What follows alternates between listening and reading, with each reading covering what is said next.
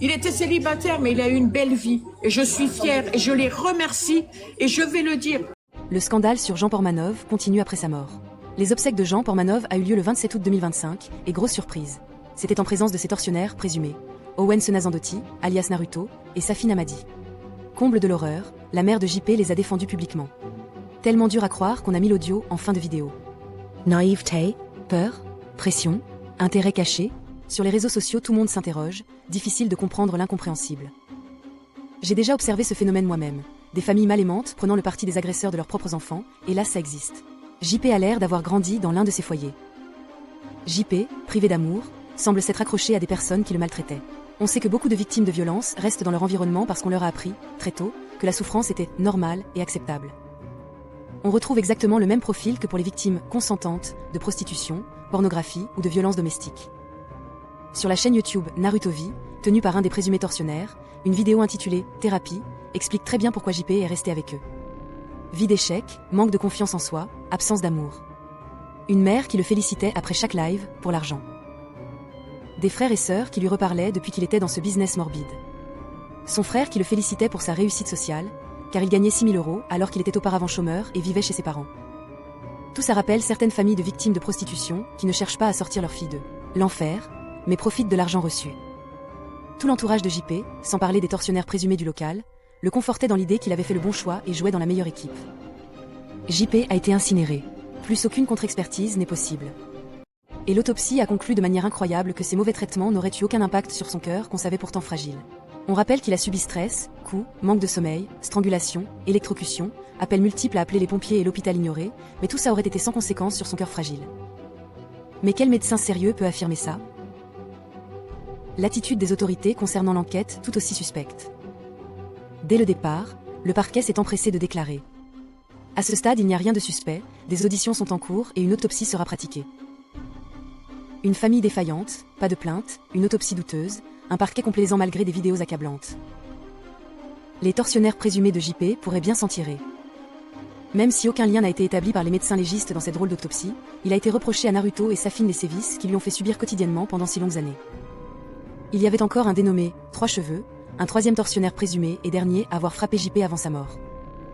Mais aucun d'entre eux n'a été mis en cause à ce stade de l'enquête. Beaucoup pointent le fait que le père de Naruto est un élu au bras long. Élu qui a même participé aux lives, mais quel élu sérieux fait ça? Devenus riches grâce à l'utilisation de JP, les tortionnaires présumés peuvent en outre se payer de bons avocats. Mentionnons également que les vidéos sont en train de disparaître d'Internet, effaçant les preuves des mauvais traitements. Et maintenant le soutien de la mère. Peut-être essaie-t-elle de réécrire l'histoire pour masquer sa propre responsabilité et pour accepter l'inacceptable. Vont-ils s'en tirer? Tout porte à le croire. Et vous qu'en pensez-vous? Team mère de JP en mode, il a eu une belle vie grâce à ses amis, ou team Annie oublie Annie pardon? Eh bah... Comme un président. Exactement. Vu qu'il était... Mieux que le président, mieux que le président. Ouais. Mieux que le président. Ouais, mieux que Johnny Hallyday. Exactement, le roi. Voilà. Oui, c'est vrai. Hein, parce qu'il a fait le tour, hein. Il a fait le monde entier, là. Hein. Exactement. Et il ne faut pas écouter les âneries des gens, il ne faut pas écouter ce qu'ils disent, il ne faut pas. Ici, c'est des gens superbes.